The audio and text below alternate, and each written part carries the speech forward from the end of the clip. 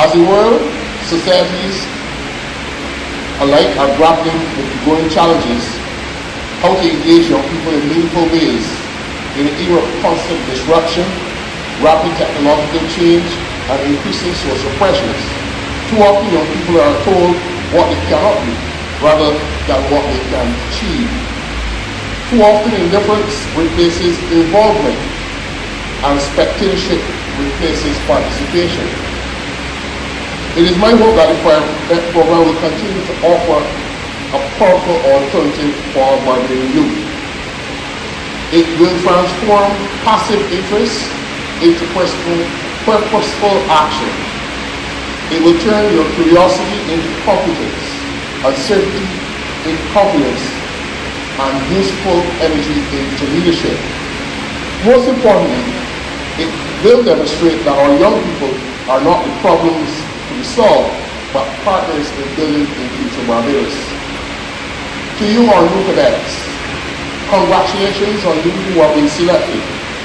You are about to embark on a journey that will challenge you physically, mentally, and emotionally. And from the energy I see from the officers here today, I can see that you have your hands full under the leadership of this very energetic and youthful team of leaders.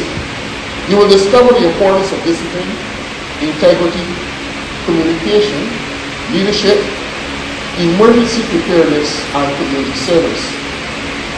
You're not simply just here to wear a uniform, you are accepting the responsibility that comes with wearing that uniform.